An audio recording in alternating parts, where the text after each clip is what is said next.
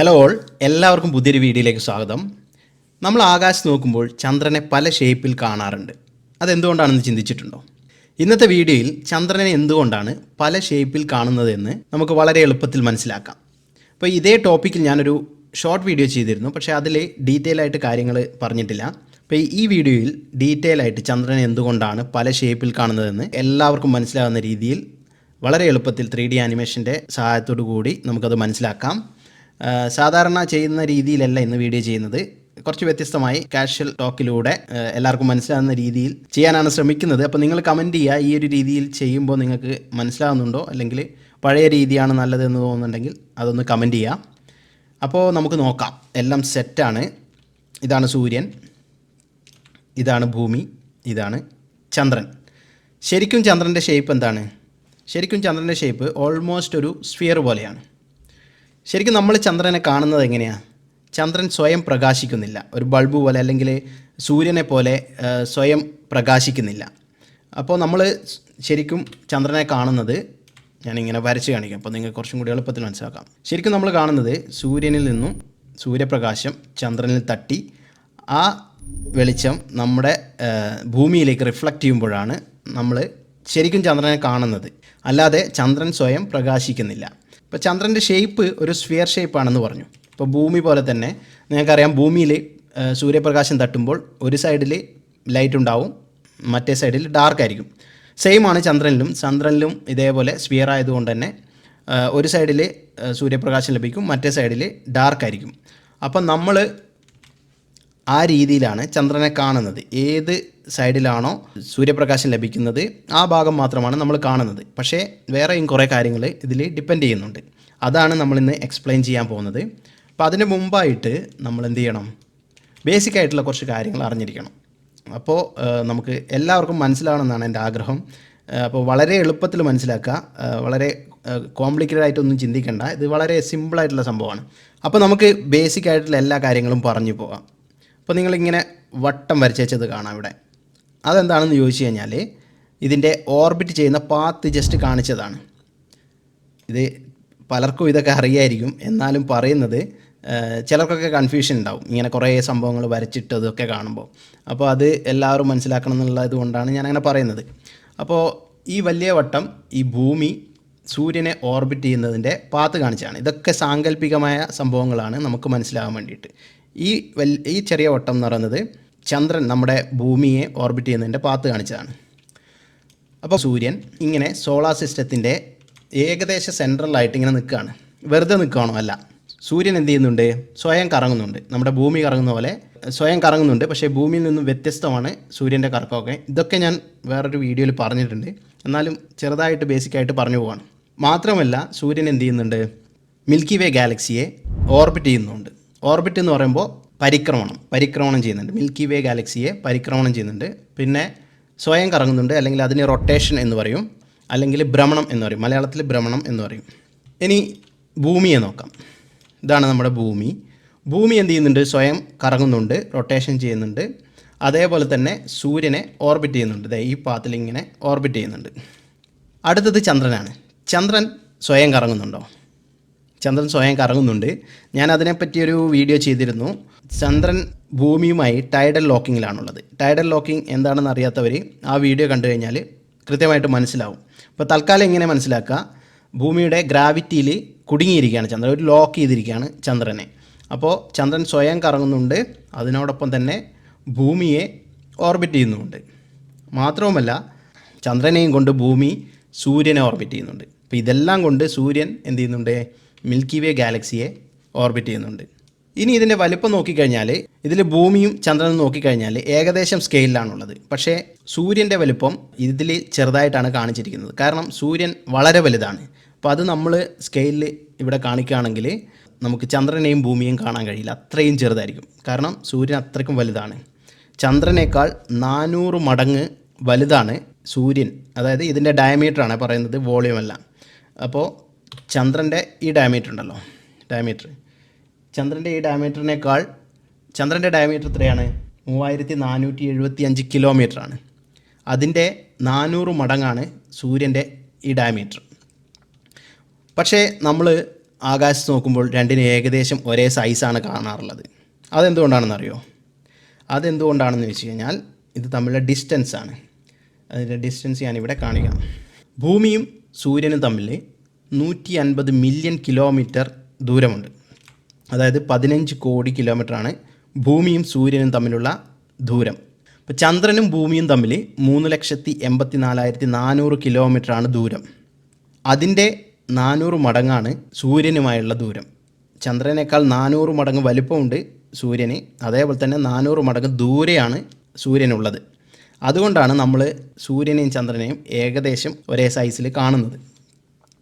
അപ്പോൾ ബേസിക്കായിട്ട് അത്രയും കാര്യങ്ങളാണ് ഇതിൽ മനസ്സിലാക്കാനുള്ളത്.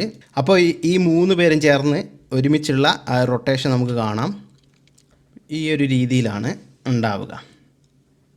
അത് കാണാൻ കഴിയും. സൂര്യൻ സ്വയം കറങ്ങുന്നുണ്ട്, ഭൂമി സ്വയം കറങ്ങുന്നുണ്ട്, ചന്ദ്രൻ സ്വയം കറങ്ങുന്നുണ്ട്. ഭൂമി സൂര്യനെ ഓർബിറ്റ് ചെയ്യുന്നു, ചന്ദ്രൻ ഭൂമിയെ ഓർബിറ്റ് ചെയ്യുന്നു, ഭൂമി ചന്ദ്രനെയും കൊണ്ട് സൂര്യനെ ഓർബിറ്റ് ചെയ്യുന്നു. അങ്ങനെ ഒരുപാട് ചലനങ്ങളാണ്. അപ്പോൾ ഇങ്ങനെ കറങ്ങുകയും ഓർബിറ്റ് ചെയ്യുകയും ഒക്കെ ചെയ്യുന്ന സമയത്ത് പല ആംഗിളിൽ സൂര്യപ്രകാശം ലഭിക്കുകയും നമ്മൾ കാണുകയും ഒക്കെ ചെയ്യും. അപ്പോൾ അങ്ങനെ ഓരോ ഫേസിലും ഓരോ രീതിയിലായിരിക്കും നമ്മൾ ചന്ദ്രനെ കാണുന്നത്. ഇതിനെയാണ് ലൂണാർ ഫേസസ് അല്ലെങ്കിൽ മൂൺ ഫേസസ് എന്നൊക്കെ പറയുന്നത്. മലയാളത്തിൽ വൃദ്ധിക്ഷയം എന്ന് പറയും. അപ്പോൾ നമുക്ക് ലൂണാർ ഫേസസ് അല്ലെങ്കിൽ മൂൺ ഫേസസ് എന്തൊക്കെയാണെന്ന് നോക്കാം. ഫസ്റ്റ്, നമ്മുടെ ചന്ദ്രൻ ഭൂമിയുടെയും സൂര്യൻ്റെയും നടുവിൽ നിൽക്കുന്ന ഈ ഒരു പൊസിഷനിലാണുള്ളത്. ഇപ്പോൾ 3D വ്യൂവിൽ കാണിച്ചു തരാം. ഈ ഒരു പൊസിഷനിലാണുള്ളത്. അപ്പോൾ ഇത് മനസ്സിലാക്കുന്നത്, ഇത് പറയുന്നതിന് മുമ്പേ ഒരു കാര്യം പറയാൻ വിട്ടുപോയി.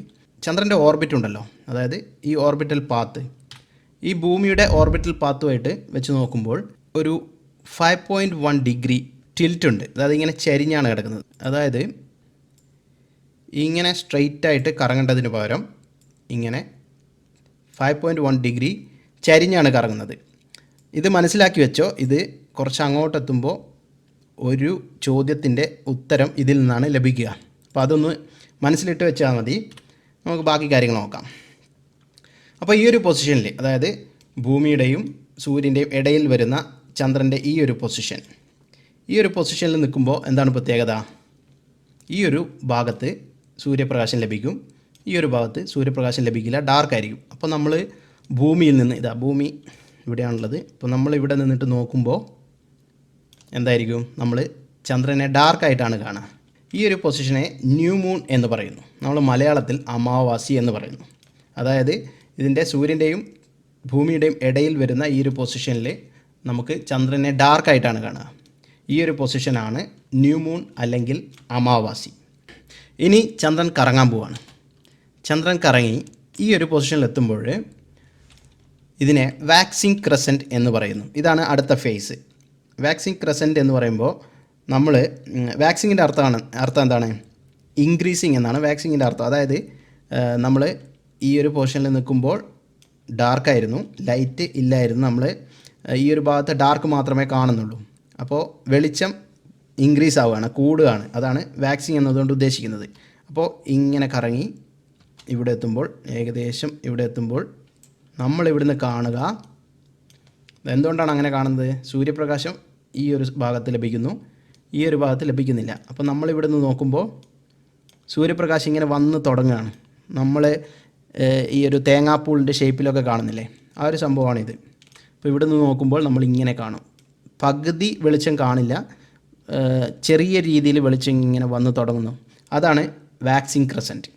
ഇനി ചന്ദ്രൻ വീണ്ടും കറങ്ങുകയാണ്. വീണ്ടും കറങ്ങി ഇവിടെ എത്തുമ്പോൾ എന്താണ് ഇതിൻ്റെ പ്രത്യേകത? നമ്മൾ ഇതിൻ്റെ പകുതി ഭാഗം ഇവിടുന്ന് കാണും. അതിനാണ് ഫസ്റ്റ് ക്വാർട്ടർ എന്ന് പറയുന്നത്. അപ്പോൾ ഇവിടെ ഭൂമിയിൽ നിന്നിട്ട് ഇങ്ങനെ നോക്കുമ്പോൾ കാണുന്നുണ്ടാവും, ഇതിൻ്റെ പകുതി ഭാഗം നമുക്ക് കാണാൻ പറ്റും, ചന്ദ്രൻ്റെ പകുതി ഭാഗം. ഇനി അവിടെ നിന്നും കറങ്ങി ഇങ്ങനെ പോകുമ്പോൾ വീണ്ടും ഇവിടെ എത്തി. ഇവിടെ എത്തുമ്പോൾ ഇതിനെ വാക്സിംഗ് ഗിബ്ബസ് എന്ന് പറയുന്നു. വാക്സിംഗ് ഗിബ്ബസ് എന്ന് പറയുമ്പോൾ ഇതിൻ്റെ വെളിച്ചം ഏകദേശം കൂടി വരികയാണ്. അതായത് അതിൻ്റെ ഒരു ഫുൾ മൂണിലേക്കുള്ള യാത്രയിലാണ് ഇത്. അതാണ് വാക്സിംഗ് ഗിബ്ബസ്. ഇനി അവിടുന്ന് വീണ്ടും യാത്ര ചെയ്ത് കറങ്ങി ഇവിടെ എത്തുമ്പോൾ നമ്മൾ ഫുൾ മൂൺ എന്ന് പറയുന്നു. അതായത് സൂര്യൻ ഇവിടെ, ഭൂമി ഇവിടെ, ചന്ദ്രൻ ഇവിടെ. ഇവിടെ എത്തുമ്പോൾ ഇതിനെ ഫുൾ മൂൺ എന്ന് പറയുന്നു. ഫുൾ മൂണാണ് നമ്മുടെ മലയാളത്തിൽ പൗർണമി എന്ന് പറയുന്നത്. അപ്പോൾ ഇവിടെ നിന്ന് നോക്കുമ്പോൾ നമുക്ക് ചന്ദ്രൻ്റെ ഈ സൈഡിലുള്ള മുഴുവൻ ഭാഗവും കാണാൻ കഴിയും. അതിനാണ് ഫുൾ മൂൺ അല്ലെങ്കിൽ പൗർണമി എന്ന് പറയുന്നത്. ഇനി അവിടുന്ന് വീണ്ടും കറങ്ങി ഇവിടെ എത്തുമ്പോൾ ഇതിന് വെയ്നിങ് ഗിബ്ബസ് എന്ന് പറയുന്നു. വെയ്നിങ്ങിൻ്റെ അർത്ഥം എന്താണ്? ഡിക്രീസിങ്. അപ്പോൾ നമ്മളിവിടെ ഈ ഒരു പൊസിഷനിൽ ഫുൾ മൂൺ കണ്ടു. ഫുൾ മൂണിൽ നിന്ന് വെളിച്ചം കുറഞ്ഞു വരികയാണ്. അതാണ് വെയ്നിങ് എന്ന് പറയുന്നത്. ഇവിടെ എത്തുമ്പോഴത്തേക്ക് കണ്ടോ ഡാർക്ക്നെസ് വന്നു തുടങ്ങി. അതാണ് ഈ ഒരു ഫേസ്. ഇനി നെക്സ്റ്റ് ഫേസിലേക്ക് പോകുമ്പോൾ തേർഡ് ക്വാർട്ടർ എത്തി. തേർഡ് ക്വാർട്ടറിൽ എത്തുമ്പോൾ നമ്മൾ ഇവിടെ കണ്ടതുപോലെ തന്നെ ഫസ്റ്റ് ക്വാർട്ടറിൽ കണ്ടതുപോലെ തന്നെ നമ്മൾ ഇതിൻ്റെ പകുതി ഭാഗമാണ് കാണുക. ചന്ദ്രൻ്റെ പകുതി ഭാഗം കാണും. ഇനി അവിടെ നിന്ന് കറങ്ങി വീണ്ടും വീണ്ടും വീണ്ടും ഇവിടെ എത്തുമ്പോൾ വെയ്നിങ് ക്രസൻ്റ് എത്തി. വെയ്നിങ് ക്രസൻ്റ് എത്തുമ്പോഴത്തേക്ക് ഏകദേശം ഇരുട്ടായി തുടങ്ങി. അതായത് ന്യൂ മൂണിലേക്ക് പോയിക്കൊണ്ടിരിക്കുകയാണ്. അപ്പോൾ അതിൻ്റെ ഇവിടുന്ന് വെളിച്ചം വന്നത് ഇങ്ങനെ കുറഞ്ഞ് കുറഞ്ഞ് കുറഞ്ഞ് വരികയാണ്. അപ്പോൾ ഇവിടുന്ന് നോക്കുമ്പോൾ നമുക്ക് നേരത്തെ കണ്ടതിൻ്റെ ഓപ്പോസിറ്റ് ഇവിടെ കാണാൻ പറ്റും. ഈ ഒരു തേങ്ങാപ്പൂളിൻ്റെ ഷേപ്പിൽ മാറി വരുന്നത്. ഇനി വീണ്ടും കറങ്ങി ഇവിടെ എത്തുമ്പോൾ വീണ്ടും ന്യൂ മൂൺ അല്ലെങ്കിൽ അമാവാസി. അങ്ങനെ 29.5 ദിവസങ്ങൾക്ക് ശേഷം ഇത് കറങ്ങി വീണ്ടും ഇവിടെ എത്തും. ഇതാണ് ചന്ദ്രൻ്റെ ഫേസസ് എന്ന് പറയുന്നത്.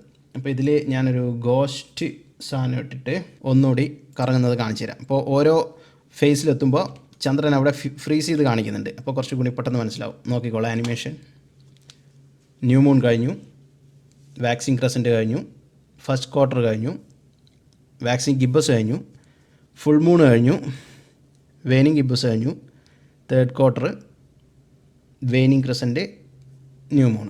ഇതാണ് ചന്ദ്രൻ്റെ ഫേസസ് എന്ന് പറയുന്നത്. ലൂണാർ ഫേസസ് അല്ലെങ്കിൽ വൃദ്ധിക്ഷയം എന്നൊക്കെ പറയുന്നത്.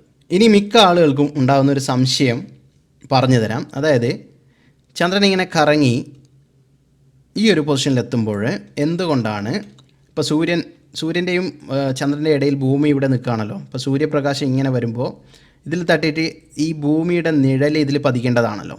അതെന്തുകൊണ്ടാണ് അങ്ങനെ സംഭവിക്കാത്തതെന്ന് പലരും ചോദിക്കുന്നൊരു സംശയമാണ്. അതുകൊണ്ടാണ് ഞാൻ ഫസ്റ്റ് പറഞ്ഞത് ചന്ദ്രൻ്റെ ഓർബിറ്റ് 5.1 ഡിഗ്രി ഇങ്ങനെ ചരിഞ്ഞാണ് കിടക്കുന്നത്, ടിൽറ്റ് ചെയ്താണ് കിടക്കുന്നത്. അതുകൊണ്ട് എന്താണ് സംഭവിക്കുക? ചന്ദ്രൻ ഭൂമിയേക്കാൾ കുറച്ച് പൊങ്ങിക്കിടക്കുമ്പോൾ ഇതിൻ്റെ നിഴൽ ഇതിലടിക്കില്ല. അതുകൊണ്ടാണ് നമുക്ക് എല്ലാ മാസവും ലൂണാർ എക്ലിപ്സ് അല്ലെങ്കിൽ ചന്ദ്രഗ്രഹണം ഇല്ലാത്തത്.